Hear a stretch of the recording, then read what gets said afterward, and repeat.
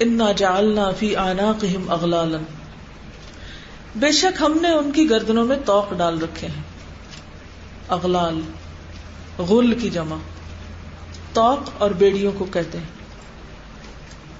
طوق جو گلے میں قیدیوں کے ڈالا جاتا تھا، جس کی وجہ سے وہ اپنی گردن کو ہلا نہیں سکتے تھے، گردن اکڑ جاتی تھی، رائٹ لیفٹ نہیں موڑ سکتے تھے، نیچے اوپر نہیں کر سکتے، بس جہاں ہے وہیں اٹکی ہوئی ہے، جیسے کوئی کیل ٹھکا ہوا ہوتا ہے. تو ان کی گردنوں میں طوق پڑے ہوئے ہیں. فَهِيَ إِلَى الْأَذْقَانِ، اور وہ طوق چنز تک ہے، ٹھوڑیوں تک ہے. کیونکہ جب کوئی سخت چیز کے ساتھ اگر ٹھوڑی کو یہاں پر روک دیا جائے تو پھر تو ٹھوڑی بالکل حرکت بھی نہیں کر سکتی، جھک ہی نہیں سکتی. فَهِيَ إِلَى الْأَذْقَانِ، تو وہ ٹھوڑیوں تک ہے. فَهُمْ مُقْمَحُونَ، پس وہ سر اٹھائے کھڑے. اِنَّا جَعَلْنَا فِي أَعْنَاقِهِمْ أَغْلَالًا، چونکہ انہوں نے انکار کیا تو اللہ سبحانہ وتعالیٰ نے ان کو پھر کیا کیا؟ سزا دی، اور بطور سزا ان سے توفیق چھین لی کہ وہ ہدایت پا سکیں. جب کسی انسان کے اندر سے ہدایت کی، خیر کی توفیق چھن جاتی ہے تو کیا بھر جاتا ہے اس کے اندر؟ اب امیجن کیجئے تھوڑی دیر، نیکی کا خیال آتے ہی آپ کے اندر کی جسمانی کیفیت کیا ہوتی ہے؟ اب سوچئے اپنے آپ سے کہ اچھا میں مثلاً تہجد کے لیے اٹھوں گی، میں فلاں کو یہ چیز دوں گی. اچھا، تو آپ کی باڈی میں کیسی کیفیت آتی؟ ایک نرمی، ایک خشوع، ایک خوشی کی، جب آپ ارادہ کر رہے ہوتے ہیں ایک جھکاؤ آتا ہے. لیکن جب آپ کہتے ہیں کہ میں قسم کھا کے کہتی ہوں فلاں کو تو میں یہ چیز کبھی دوں گی ہی نہیں، تو پھر کیسی کیفیت آتی ہے آپ کو؟ اکڑ کی. آپ دیکھیں کہ جب کوئی شخص کسی کے ساتھ غصے میں کہہ رہا تھا نا کہ میں کبھی بھی تمہیں یہ کرنے نہیں دوں گا، تو پھر اس کی جسمانی کیفیت اس میں کیا آ جاتا ہے؟ ایک سٹفنس، ایک اکڑ آتی. تو بات یہ ہے کہ جب انہوں نے حق کا انکار کیا تو ان کے اندر کیا آ گیا؟ اکڑ. اور اکڑ جس انسان کے اندر آ جائے، تکبر جس انسان کے اندر آ جائے، وہ پھر ہر خیر سے محروم ہو جاتا ہے، وہ حق کو قبول نہیں کرتا. تو بنیادی طور پر یہاں مغرور لوگوں کی تصویر کھینچی گئی ہے جو اپنی بڑائی میں گم ہے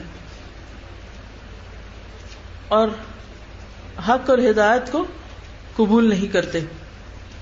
وہ ایسے ہیں جیسے ان کی گردنوں کے اندر طوق ہیں اور وہ سر اٹھائے ہوئے ہیں، ان کے اندر کوئی عاجزی نہیں، کوئی جھکاؤ نہیں. یہ جو مقمحون کا لفظ ہے یہ بھی بڑا انٹرسٹنگ لفظ ہے. یہ نکلا ہے قاف میم ہا سے. قمحن کہتے ہیں گیہوں کو جو پکنے کے وقت سے لے کر جب تک استعمال نہیں ہوتا اس کو بالی کے اندر رکھا جاتا ہے، تو وہ قمح ہوتا ہے. ٹھیک ہے، جیسے آج کل گندم کاٹ رہے ہیں نا، تو گندم کاٹ کے اس کو جب سٹور کرنا ہوتا ہے تو بعض اوقات تو اس کے دانے نکال کے سٹور کیا جاتا ہے، اور بعض اوقات کیا ہوتا ہے بالی کے اندر ہی. تو اس گیہوں سے ستو بنایا جاتا ہے. تو ستو کو کھانے کے لیے کیا کرنا پڑتا ہے؟ منہ اوپر کرنا. تو اس سے بھی مقمحون یعنی ستو پھانکتے ہوئے جس طرح گردن اٹھتی ہے، ان کی گردن بھی ویسے اٹھی ہوئی. اسی طرح گھوڑے کی جب باگ کھینچی جاتی ہے تو اس وقت اس کی گردن کیسے ہوتی ہے؟ کبھی ٹانگے پہ بیٹھے اور آپ نے دیکھا ہوگا اکڑی ہوئی، اس گردن کے لیے بھی آتا ہے. اسی طرح اونٹ جب پانی سے سیر ہو کر سر اوپر اٹھاتا ہے تو اس کے لیے بھی لفظ استعمال ہوتا ہے. فہم مقمحون، تو گردن اٹھائے ہوئے ہیں. یہ لوگ تکبر کی تصویر ہیں، یہ نہیں جھکیں گے، یہ نہیں مانیں گے، یہ اپنے آپ کو بڑی چیز سمجھتے ہیں. وَجَعَلْنَا مِن بَيْنِ أَيْدِيهِمْ سَدًّا، اور ہم نے ایک دیوار ان کے آگے کھڑی کر دی. وَمِن خَلْفِهِمْ سَدًّا، اور ایک دیوار ان کے پیچھے ہے. فَأَغْشَيْنَاهُمْ، پھر ہم نے ان کو ڈھانپ دیا ہے. فَهُمْ لَا يُبْصِرُونَ، بس وہ نہیں دیکھتے. تو جب دعویٰ دیا جاتا ہے، جب قرآن کی طرف لوگوں کو بلایا جاتا ہے، کچھ لوگ تو اس طرف آ جاتے ہیں لیکن کچھ لوگ اس طرف نہیں آتے. وہ کیوں نہیں آتے؟ کیونکہ ان کے اندر تکبر ہوتا ہے. اس تکبر میں وہ اپنے آپ کو بڑی چیز سمجھتے ہیں. اس تکبر کی وجہ سے وہ خیر سے مزید محروم ہوتے ہیں. تو اللہ سبحانہ وتعالیٰ ان کے اندر سے حق قبول کرنے کی صلاحیت چھین لیتے ہیں. اور جب وہ صلاحیت جاتی ہے تو پھر نہ ان کو اپنے آگے کچھ نظر آتا ہے اور نہ پیچھے نظر آتا ہے. آگے بھی دیوار ہے، پیچھے بھی دیوار ہے، اوپر سے بھی کورڈ ہے. آگے کی دیوار سے کیا مراد ہے؟ اس کے بارے میں بھی بعض آراء کا اظہار کیا گیا. ایک رائے یہ ہے کہ اس سے مراد دنیا کی محبت ہے. دنیا کی محبت یعنی وہ دنیا میں اتنے مشغول ہیں کہ اس سے پار نہیں دیکھ سکتے، اس سے آگے نہیں دیکھ سکتے. ان کے اندر سے سینس آف پرپز مسنگ ہے. انہیں نہیں یاد کہ وہ دنیا میں کیوں آئے ہیں، وہ دنیا میں ہی کھو گئے اور دنیا ان کے سامنے ایک دیوار کی طرح کھڑی ہے جس کے پار وہ نہیں جا پاتے. دنیا کی لذتوں نے ان کو حق قبول کرنے سے روک رکھا ہے. دنیا ان کے راستے کی دیوار بنی ہوئی ہے. ٹھیک ہے، سمجھ آ گئی؟ وَمِنْ خَلْفِهِمْ صَدًّا، اور ایک دیوار پیچھے بھی ہے. اس کے بھی کئی معنی کیے گئے ہیں. ان میں سے ایک تو یہ کہ وہ ماضی کی اقوام سے بھی کوئی سبق نہیں لیتے. جو کچھ انسانی تاریخ میں گزر چکا، بہت سی قومیں جو برباد ہوئی، تباہ ہوئی، تو انہوں نے ان کی تباہی سے بھی کوئی سبق نہیں لیا. وَمِنْ خَلْفِهِمْ صَدًّا، اور ایک یہ بھی کہا گیا کہ آخرت کو پیچھے ڈالا ہوا ہے، آخرت کی طرف سے بھی غافل ہیں جو بعد میں آنے والی ہے. فَأَغْشَيْنَاهُمْ، تو ہم نے ان کو ڈھانپ رکھا ہے، یعنی ان کی صلاحیت بالکل ہی ختم ہو گئی. جب کوئی کسی کو ڈھانپ دیا جاتا ہے، مثلاً آپ کسی کے اوپر ایک کمبل ڈال دیں تو کیا ہوتا ہے؟ اس کو نہ وہ دیکھ سکتا ہے اور نہ وہ سن سکتا ہے. ڈھکن بند ہو گیا نا ایک طرح سے. آپ کسی ایسی لفٹ کا تصور کریں کہ جس میں کسی کو ایسا فوبیا ہے کہ جب کوئی تنگ جگہ کا دروازہ بند ہو تو کیسی گھٹن ہوتی ہے. تو یہی حال ہے ان لوگوں کا کہ وہ آگے اور پیچھے سے ایک تنگ گلی میں ہے، یعنی ایک تنگ جگہ پر، نہ آگے جانے کا راستہ نہ پیچھے جانے کا راستہ، اور اوپر سے بھی سب کچھ بند ہے. یعنی وَجَعَلَ عَلَى بَصَرِهِ غِشَاوَةً وَعَلَى أَبْصَارِهِمْ غِشَاوَةً. ایک جگہ پر آتا ہے ان کی آنکھ پہ پردہ، ایک پہ آتا ہے ابصار پہ پردہ، کانوں پہ بوجھ ہے، ان کی عقل کام نہیں کرتی. فَهُمْ لَا يُبْصِرُونَ، پھر وہ نہیں دیکھ پاتے، یعنی ان کو حق نظر نہیں آتا، ان کو پیغمبر کی صداقت نظر نہیں آتی. اب دیکھیے کہ حق کو قبول کرنے کے لیے بہت ضروری ہوتا ہے کہ انسان کے اندر حق کے اعتراف کی صلاحیت ہو. یعنی جب حق نظر آ جائے تو آپ اس کو حق کہہ سکیں، ہاں ٹھیک ہے. آپ نے دیکھا ہوگا کہ بہت سے لوگوں کے اندر یہ صلاحیت بہت کم ہوتی ہے کہ وہ سچائی کا اعتراف کریں، وہ کسی کی خوبی کا اعتراف کریں، وہ کسی کی سچی بات کو سچا کہہ سکیں.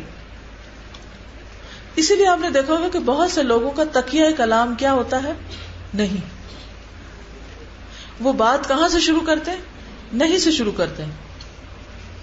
نو، نہیں. آپ غور کیجیے گا.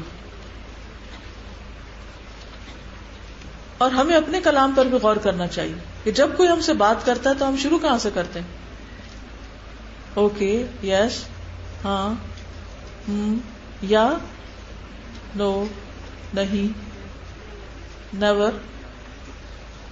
کچھ لوگ ایسے ہوتے ہیں کہ ان کو حق صرف اپنے اندر نظر آتا ہے، بس وہی سچے ہیں، وہی ٹھیک ہے، اور دنیا میں باقی لوگ غلط ہیں. جب کوئی شخص ایسی مشکل کا شکار ہوتا ہے تو پھر بڑی سے بڑی دلیل اس کو کام نہیں آتی، اس کو فائدہ نہیں دیتی. کیا نبی صلی اللہ علیہ وسلم کی صداقت اور امانت ان لوگوں کو نظر نہیں آتی تھی؟ اہل مکہ کو آتی تھی نا. لیکن ان کو حقیقت میں نظر کیوں نہیں آتی تھی؟ جب وہ قرآن سنتے تھے تو ان کا دل گواہی دیتا تھا کہ یہ کسی انسان کا کلام نہیں، لیکن پھر بھی مانتے کیوں نہیں تھے؟ حق کا معاملہ ہو یا عام روزمرہ زندگی میں بھی آپ نے دیکھا ہوگا کہ جو لوگ خود پسند ہوتے ہیں، مغرور ہوتے ہیں، متکبر ہوتے ہیں، اپنے آپ کو بہت انٹیلیجنٹ انٹلیکچوئل سمجھتے ہیں، اپنے آپ کو بہت قابل سمجھتے ہیں اور باقی لوگوں کو حقیر سمجھتے ہیں کہ یہ بے وقوف ہیں. خصوصاً دین پڑھنے پڑھانے والے ان کے نزدیک کون ہیں؟ یہ تو بے وقوف لوگ ہیں. ایسے لوگ کبھی بھی پھر اللہ کی بات سے استفادہ نہیں کر سکتے، کسی اچھی بات سے فائدہ نہیں اٹھا سکتے. وہ لوگ دراصل اپنے آپ کو عقل مند سمجھتے ہوئے بھی بہت بڑی خیر سے محروم ہو جاتے ہیں، اور یہ بہت بڑا نقصان ہے کسی بھی انسان کے لیے. عام روزمرہ زندگی میں بھی اپنی اس عادت کو ہمیں تبدیل کرنے کی ضرورت ہے، اور حق کے معاملے میں تو خاص طور پر. اب مثلاً ہم کسی بھی چیز کے بارے میں جب پڑھتے ہیں کہ اللہ تعالیٰ کا حکم یہ ہے، تو ہم میں سے کتنے لوگ ہیں کہ جو فوراً مان جائیں وقالوا سمعنا واطعنا غفرانک ربنا والیک المصیر، اور کتنے لوگ ایسے ہیں کہ جو کہتے ہیں نہیں ہمارے ماں باپ تو ایسے کہتے ہیں، ہم تو کچھ اور سمجھتے ہیں، فلاں سائنٹسٹ تو ایسے کہتا ہے، فلاں کتاب میں تو ایسے لکھا ہوا ہے. نہیں بھائی، جب اللہ کی بات آ جائے سامنے تو سب پیچھے چلے جاتے ہیں. ایمان اسی چیز کا نام ہے. ہمارے سامنے بہت سی چوائسیز ہوتی ہیں، تو جب مومن مرد اور عورت کے سامنے حق پیش کیا جاتا ہے تو ان کی چوائس کیا ہوتی ہے؟ فوراً حق کو قبول کر لیتے ہیں. آپ نے سورۃ الاحزاب میں بھی پڑھا ہوگا، کسی مومن مرد اور عورت کے لیے جائز ہی نہیں کہ پھر ان کی اپنی کوئی چوائس ہو جب اللہ رسول کسی بات کا فیصلہ کر دیں.